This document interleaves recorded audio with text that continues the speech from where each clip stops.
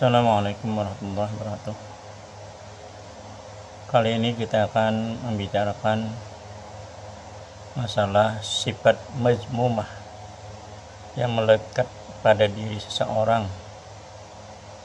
Salah satunya adalah sifat ananiyah.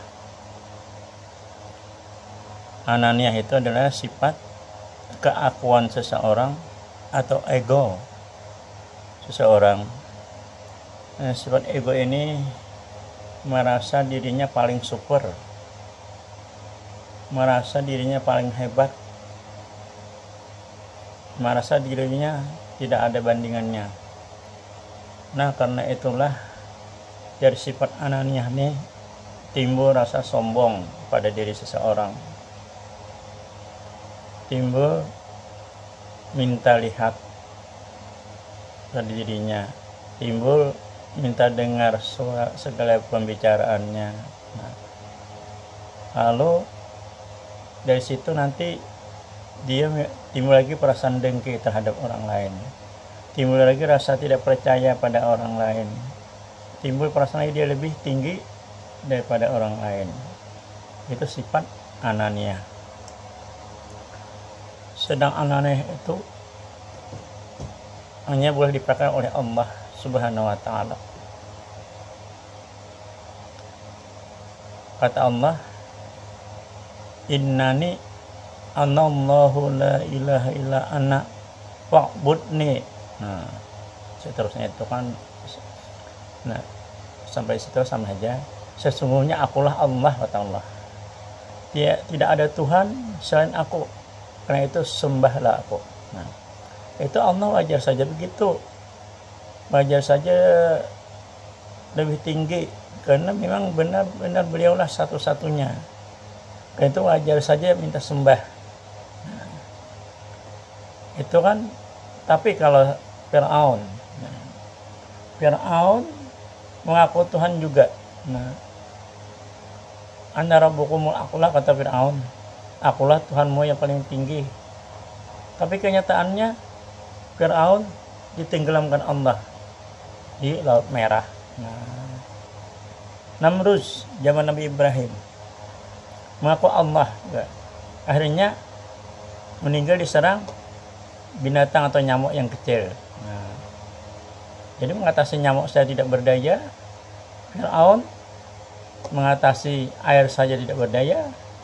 Nah, itulah banyak bukti orang yang mengaku atau yang bersifat ananiyah, yang mengaku hebat dirinya itu mengaku hebat, gitu kan. Padahal sebenarnya Allah lah yang maha hebat itu. Jadi demikian, di dalam diri kita, semua kita, bangsa apapun, suku manapun, agama manapun, karena di dalam dirinya itu pasti ada rasa keakuan. Rasa keakuan ini sebenarnya bisa kita kendalikan, tergantung kita. Kalau kita punya nur di dalamnya, punya pengetahuan, al ilmu nurun wal jahlu zalamun, ilmu itu cahaya menghapuskan kegelapan-kegelapan. Nah, itu kita akan bisa mengendalikan.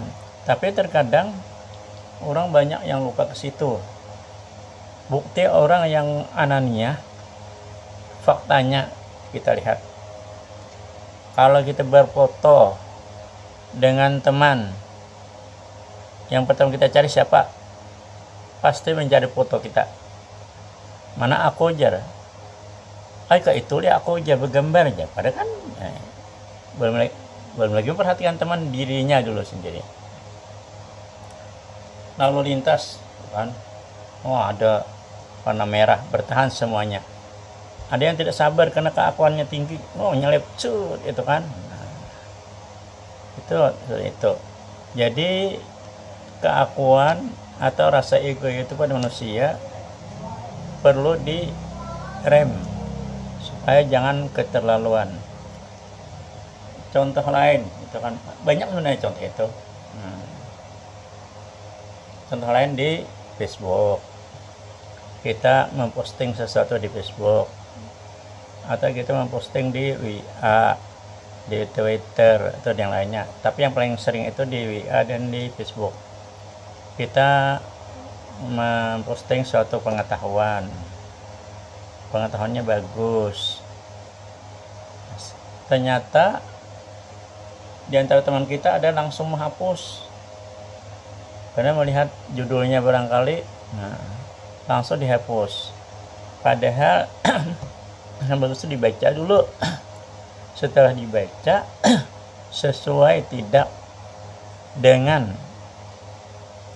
yang ditampilkan itu, sesuai dengan isinya, dengan agama, dengan yang lain, dengan pengetahuan yang lainnya, diterima oleh akal atau tidak.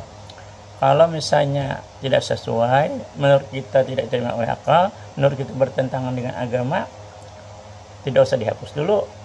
Siapa tahu yang lain nanti merasa cocok, kan seperti itu. Nah, melihat postingan gambar itu kan, dan juga langsung dihapus. Kalau kita komennya yang baik, karena itu komenan itu menggambarkan diri kita. Kalau kita membenci seorang, maka komennya kurang bagus. Kalau orang itu tidak berpengetahuan, maka komennya akan selalu kasar, selalu tidak bagus dan sebagainya. Tapi kalau orang yang punya pengetahuan, dia akan mengomen dengan bagus. Kalau dia menyinggung juga menyinggung dengan halus, tidak terasa. Kan banyak di Facebook itu komenan-komenan itu kan dari teman kita yang posting itu kasar. Nah, kecuali dia posting foto porno, karena itu melanggar sudah, boleh saja kita hapus, tidak jadi masalah.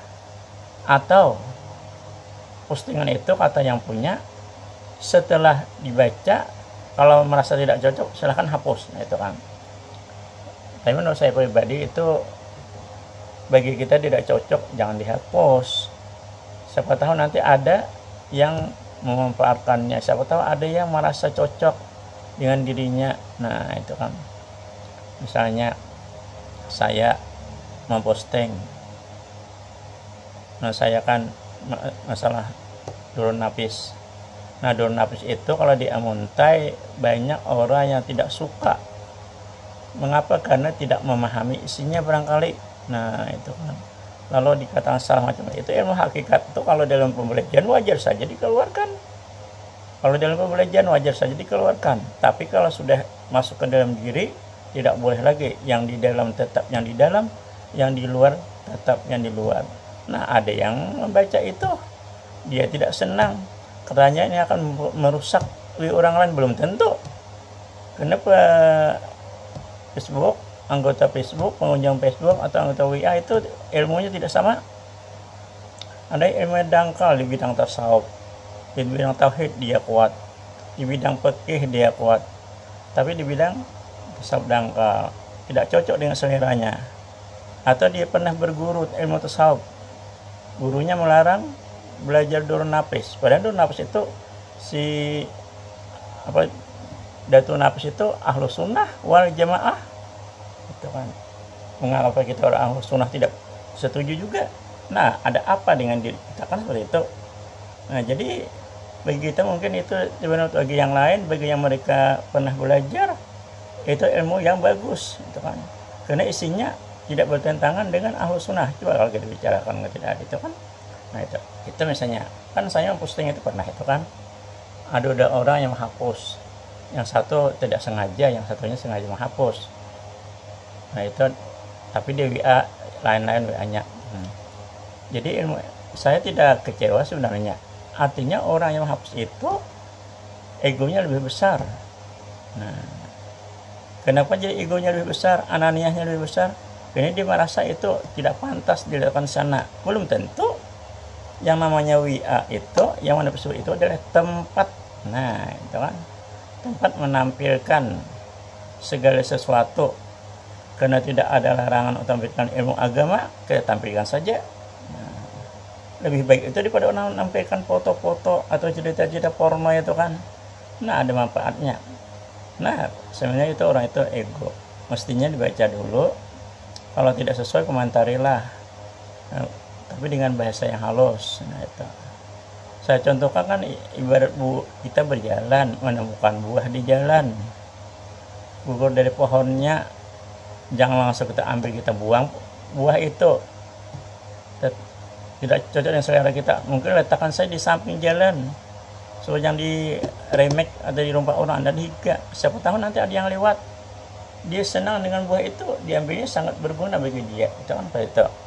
Nah, seperti itu kan ya. Jadi itulah ibarat kita. Jadi kita supaya berbuat bijaksana itu jangan langsung tembak langsung, jangan langsung buang langsung, itu kan artinya harus dipikir baik tidaknya seperti itu. Kalau saya mohon maaf, orang mau posting di Facebook saya itu ya macam-macam, tapi biarkan saja. Dia kan lama-lama sudah lama kita hapus, karena sudah kadaluarsa misalnya seperti itu kan. Supaya kita yang memposting itu jangan kecewa. Dia harapannya besar supaya apa yang diposting itu dibaca orang lain. Nah, supaya ada manfaatnya bagi orang lain, makanya dipostingnya menurut dia postingan itu bagus menurut ilmunya. Karena kita beda-beda pendapat, maka kita tidak setuju dengan postingan itu. Tapi jangan langsung dihapus, minta izin juga yang punya, itu hak ciptanya. Nah, kalau dia itu benar-benar mengarang, kalau mengambil kepentingan orang lain tanpa izin, mencuri kan. Nah, itu. Jadi kita supaya jangan mengecewakan kawan, supaya nanti kawan jangan sungkan bertemu dengan kita karena perbuatan kita itu. Nah, kalau dia merasa sungkan, merasa malu karena postingannya dihapus, nah sedang dia punya harapan besar untuk dibaca orang lain, akhirnya dia mulai renggang dengan kita. Nah, kalau renggang demikian, akhirnya tidak mau lagi saling menyapa, bertemu saling, yang satu menoleh ke sebelah kiri, yang satu menoleh ke sebelah kanan. Ada terjadi putus silaturahmi, kalau janata qati'. Nah, jadi tidak akan masuk surga orang yang memutuskan hubungan silaturahmi. Nah, karena itu kita jalin hubungan silaturahmi itu, kita jaga baik-baik, baik sesama Islam, sesama organisasi atau beda organisasi kita, apalagi dengan orang lain, dengan agama juga kita jaga juga, karena Rasulullah juga begitu. Nah, ini sesama teman. Nah, itu masalah merasa perasaan, masalah sifat, karena kita merasa lebih hebat, karena kita merasa lebih ilmu mumpuni, lalu orang lain kita rendahkan. Kita kan dilarang menghina manusia, baik berupa perkataan, perkataan berupa sindiran-sindiran, perbuatan berupa memainkan kaki, menyipak-nyipak, senjata meninjak atau mukul-mukul dengan tangan, tidak boleh itu kan. Nah, dilarang itu. Karena Rasulullah mencontohkan selalu baik terhadap orang lain. Rasulullah tidak pernah menghina orang lain, tapi kalau dihina, beliau tampung hinaan dengan sabar. Hendaknya kita seperti itu.